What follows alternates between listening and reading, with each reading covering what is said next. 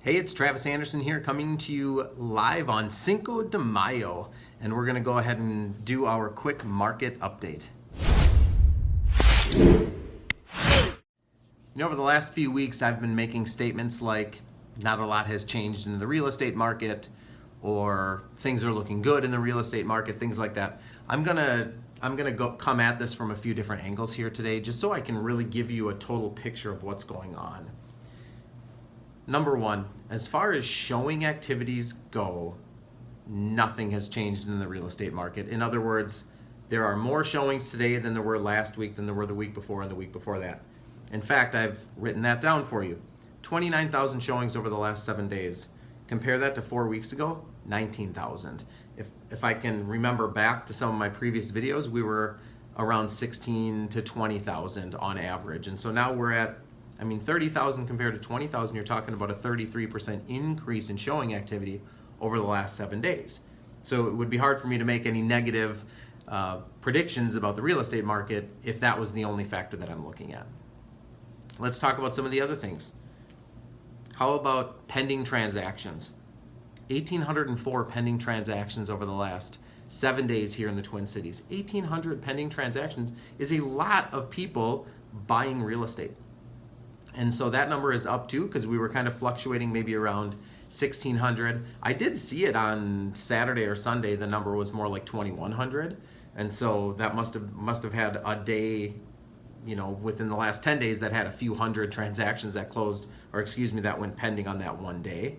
And so that inflated the number for a 7-day period. But as of right now, we're looking at 1,809, which is a really solid number.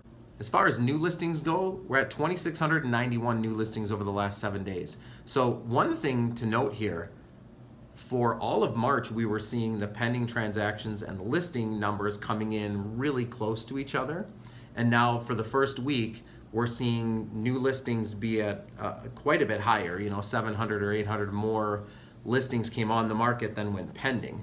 Now it'll be interesting to see how that progresses down the road, because if we continue to see 20% more homes hit the market than are selling, so we'll start to see an increased supply and a stagnant demand, and who knows what that might happen in the future. Of course, if that's a long-term conversation, then we're going to start to see prices flatten. And as I've stated in the past, we have room for more listings, so I'm not worried about a crash per se, at least in the Twin Cities. And yet, if this continues for a while, we'll start to see some flattening. One of the things that I haven't talked about, and I thought would be a good thing to kind of come in at a different angle, is what about homes that have either canceled or have canceled and come back on the market? That's kind of a fun thing to look at. I haven't looked at it yet. And so let's go through some of those numbers. So I'm looking right here. It looks like 292 homes came back on the market in the last 7 days. The previous 7 days, 227. The previous 7 days, 153. And the previous 7 days, 135. Now, if I take that into context, basically in the last month, we have 2.5 more homes that have come back on the market than did on that 4th week ago.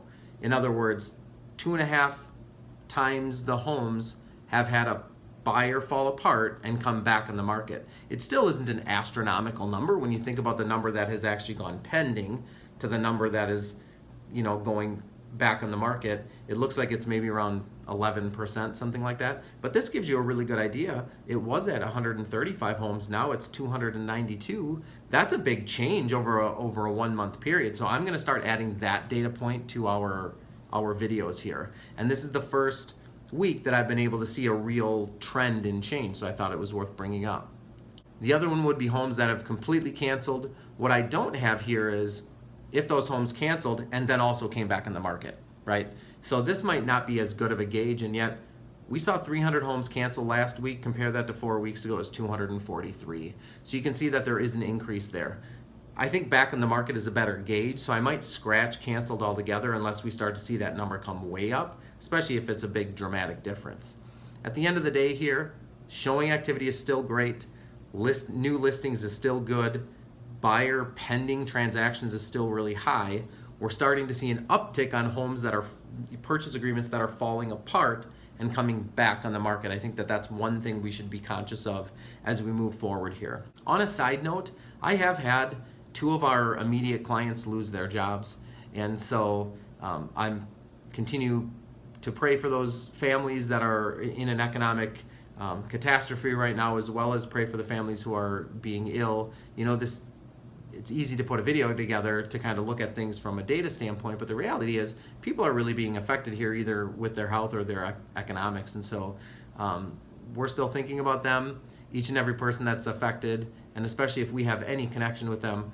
Obviously there's a place in my heart for each of you. So if you've been affected, many prayers going your way. And also, if you've been affected to where you can't get out of the mess, then please reach out to us and we'll see if we can help make something happen for you, whether that be donations or food donations or helping with repairs around the home or what have you. We do have resources, and maybe we can help benefit someone in need. Appreciate your time with this video, and it's time for me to give a big shout out. Actually, it's kind of a double shout out here. One, my good buddy Mark, it's his birthday today, so I wanted to say happy birthday, Mark.